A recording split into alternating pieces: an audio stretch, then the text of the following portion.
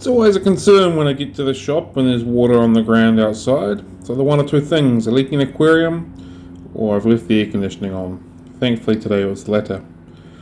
Did my Diatoms algae video that is now available, and doing my rounds this morning I found this in the aquarium. I'm pretty sure that's not meant to be there. And there goes another thermometer.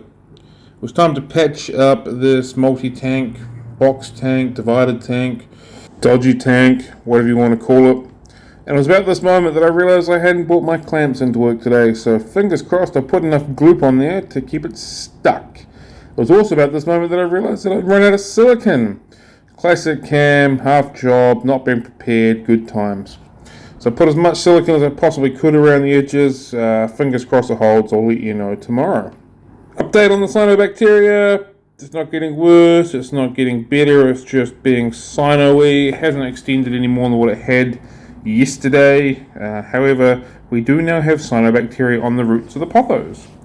And if you're very, very quiet, you will see white cloud mountain minnow fry tucked up there. There's 2 or 3 in there. That's exciting.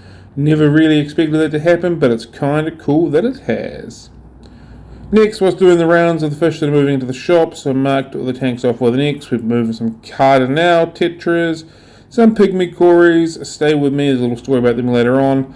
Flamme tetras, which are the rad like dad, and some copper harlequins.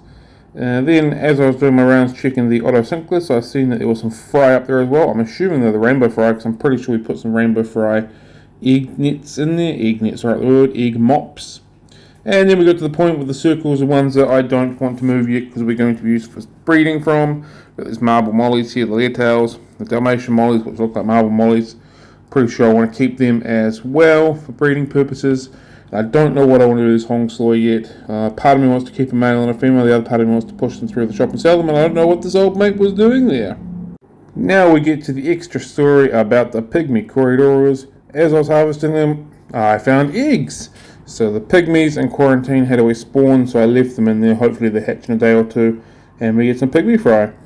And these are the bronze corridors. They're moving from the fry rack into the big boy black container.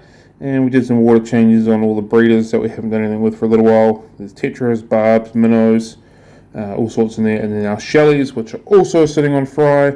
There is one just popped his head up through there. There's about half a dozen I saw this time around. I should probably work out a way of harvesting them and propagating them in a more sustainable, easy way. And time to feed the frogs. This dude was all about it. Man, absolutely loved it. How cool frogs. I love feeding these guys. Such aggressive eaters. So much fun. The other fella wasn't so keen. And when did a silicone get so expensive? I'm sure the last container I bought was only like 15 or 16 bucks. 24 bucks, babe. What's going on?